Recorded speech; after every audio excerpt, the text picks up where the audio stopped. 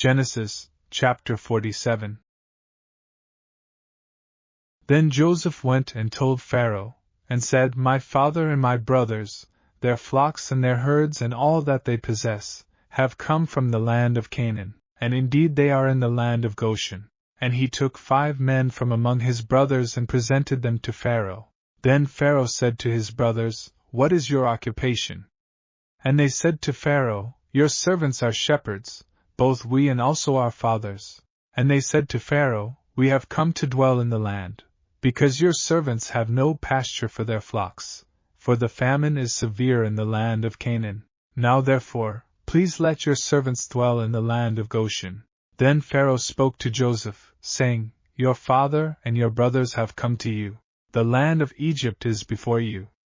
Have your father and brothers dwell in the best of the land. Let them dwell in the land of Goshen. And if you know any competent men among them, then make them chief herdsmen over my livestock. Then Joseph brought in his father Jacob and set him before Pharaoh, and Jacob blessed Pharaoh. Pharaoh said to Jacob, How old are you? And Jacob said to Pharaoh, The days of the years of my pilgrimage are 130 years. Few and evil have been the days of the years of my life, and they have not attained to the days of the years of the life of my fathers in the days of their pilgrimage. So Jacob blessed Pharaoh, and went out from before Pharaoh. And Joseph situated his father and his brothers, and gave them a possession in the land of Egypt, in the best of the land, in the land of Ramesses, as Pharaoh had commanded.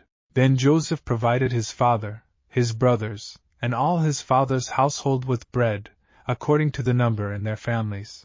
Now there was no bread in all the land, for the famine was very severe, so that the land of Egypt and the land of Canaan languished because of the famine.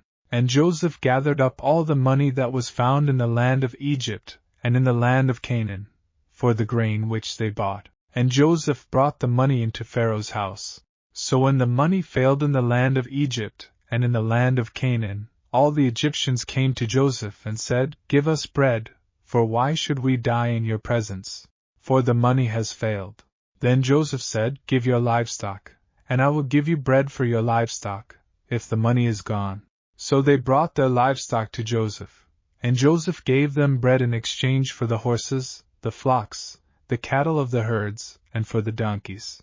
Thus he fed them with bread in exchange for all their livestock that year. When that year had ended, they came to him the next year and said to him, We will not hide from my lord that our money is gone.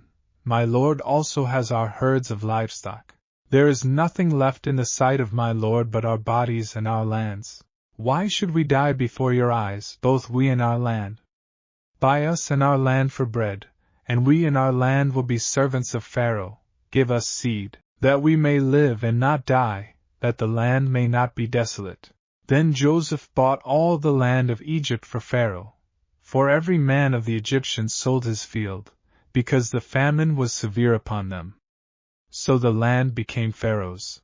And as for the people, he moved them into the cities, from one end of the borders of Egypt to the other end. Only the land of the priests he did not buy, for the priests had rations allotted to them by Pharaoh, and they ate their rations which Pharaoh gave them. Therefore they did not sell their lands.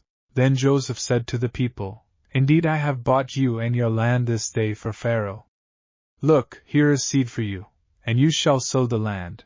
And it shall come to pass in the harvest that you shall give 1/5 to Pharaoh. 4/5 shall be your own, as seed for the field and for your food, for those of your households and as food for your little ones.